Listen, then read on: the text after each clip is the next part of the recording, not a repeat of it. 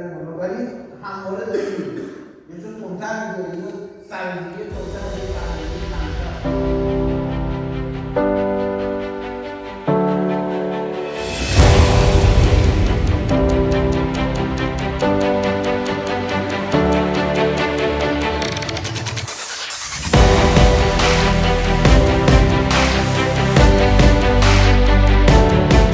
این دوره میتونه کمک کنه به ارتقاء سطح کیفی مربیای جوان.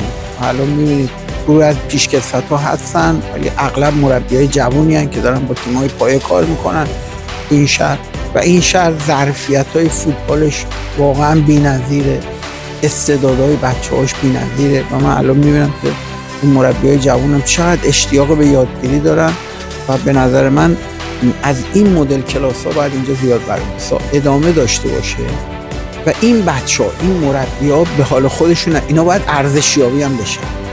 حالا مشکل اینه که ما یه کلاسی رو برگزار میکنیم، یه مدرک میدیم و این میره دیگه، یه کسی کارش نداره.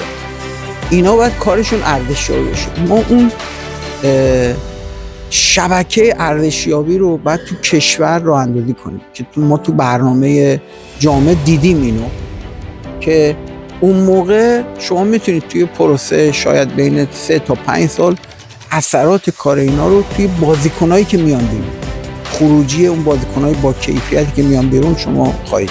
یکی از حلقه‌های مفقوده حوزه ورزش آموزش هست. خب ما همیشه تأکید بر آموزش داشتیم، الحمدلله با همکاری که قانون مربیان فوتبال آبادان داشتن و باشگاه اندیشه آبادان یک دوره دانش افزایی ویژه مربیان فوتبال آبادان و خرمشهر و مینوشهر در سازمان منطقه آزاد به مدت 2 روز زیر نظر استاد مجید جلالی مدرس فدراسیون برگزار شد و الحمدلله با توجه به نظرسنجی که شد رضایتمندی بسیار خوبی بود و دانش افزایی بسیار خوبی شد. امیدواریم که این برنامه ها مستمر باشه. ما به تمامی هیئت ها هم ابلاغ کردیم در حوزه آموزش فعالیت داشته باشن و یکی از نکات ارزیابی بسیار مهم از جانب ما برای هیئت ها هم حوزه آموزش شده.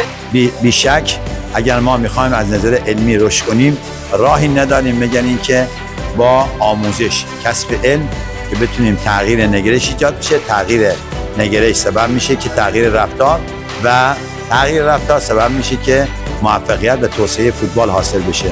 از تمام کارکنان منطقه آزاد بسیار سپاسگزاریم.